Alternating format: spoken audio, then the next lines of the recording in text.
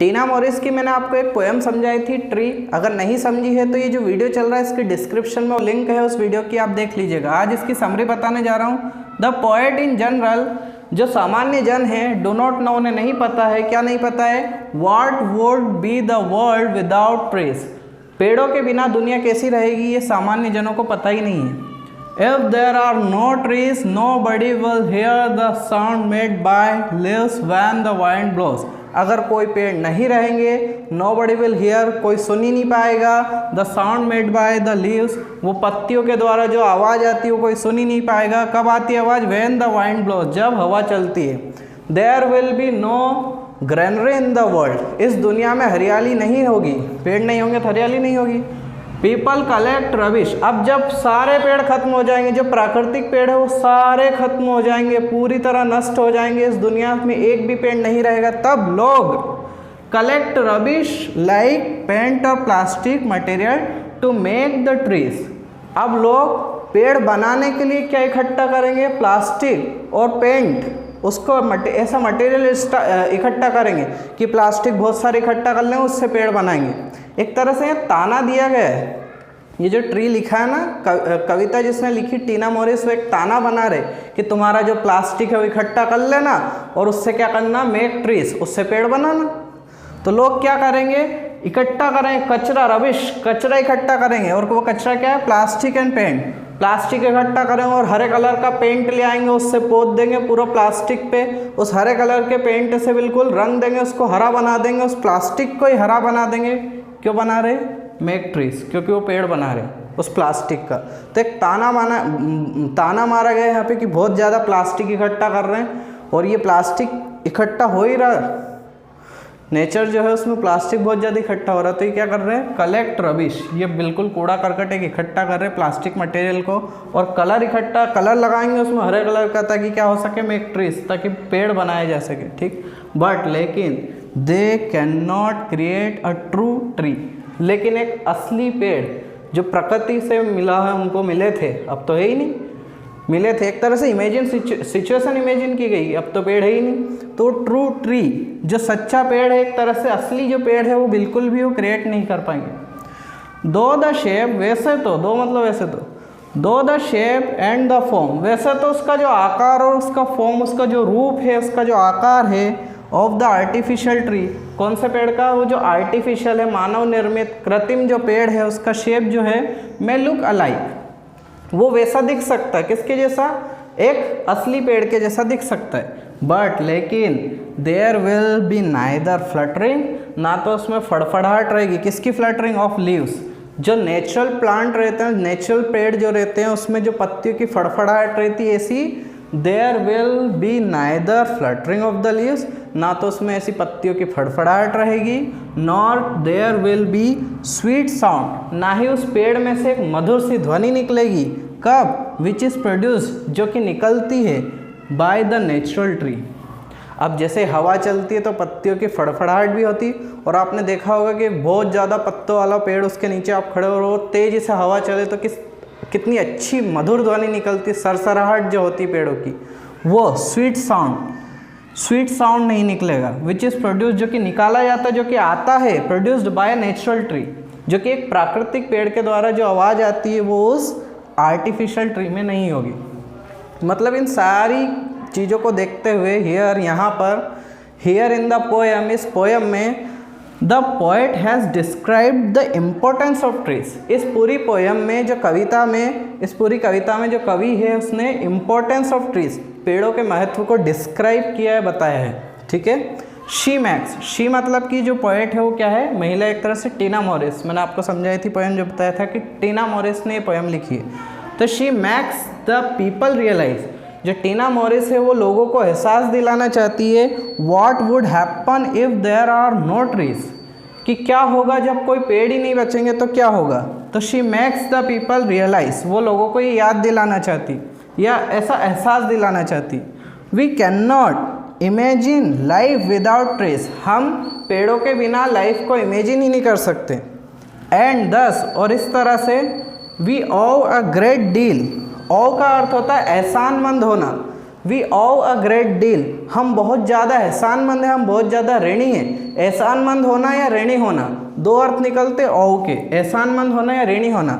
इस तरह से एंड दस, और इस तरह से वी ओव अ ग्रेट डील, हम बहुत ज़्यादा एहसानमंद हैं। टू देम, देम मतलब पेड़, हम पेड़ों के बहुत ज़्यादा एहसानमंद हैं या बहुत ज़्यादा ऋणी हैं। ठीक है, इसके आगे थोड़ा सा एक और कुछ क्वेश्चन है, वो देख लीजिए आप।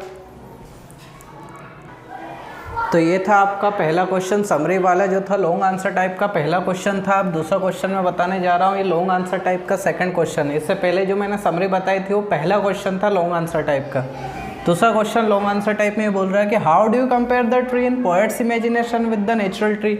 जो कवि की कल्पनाओं में जो पेड़ है, मतलब कि जो आर्टिफिशियल ट्री है, मतलब कि जो कृत्रिम ट्री है, उसका कंपेयर, उसकी तुलना आप प्राकृतिक पेड़ से किस तरह करते हैं। तो आंसर देखिए हम किस तरह करते हैं। द आर्टिफिशियल ट्री, जो कृत्रिम पेड़ है या मानव निर्मित पेड़ है, और the tree in poets imagination, या फिर वो पेड़ जो कि कवि की कल्पनाओं में, मतलब वही कृत्रिम ट्री, कैन नॉट मैच, उसकी तुलना या उसको मैच नहीं किया जा सकता विद द नेचुरल ट्री। जो असली पेड़ है, जो प्राकृतिक पेड़ है, उसके साथ उसको मैच नहीं किया जा सकता। अब अगली बात बोली कि बाय पेंट्स और plastic a tree can be formed. Plastic की वजह से और पेंट, उसको रंग के हरा कलर देके एक पेड़ तो बनाया जा सकता है, विच जो कि मे हैव ग्रीन लीव्स, जिसकी हरी पत्तियां भी हो सकती। अब प्लास्टिक से हमने पत्तियां बना दी, पत्तियों में हरा कलर डाल दिया, तो पेंट्स और प्लास्टिक से हम एक पेड़ तो बना सकते हैं। एंड ग्रीन लीव्स विच में हैव ग्रीन लीव्स, और उसकी हरी पत्तियां भी हो सकती है। एंड फ्लावर्स, और उसमें पीले कलर के और कलरदार फूल भी डाल सकते हैं। इवन देन, फिर भी it can not be compared with the natural tree, फिर भी इतना सब कुछ करने के बावजूद भी हम इसको एक प्राकृतिक पेड़ से तुलना इसकी नहीं कर सकते। बिकॉज, क्योंकि it is an artificial tree, क्योंकि एक कृत्रिम पेड़ है या मानव निर्मित पेड़ है।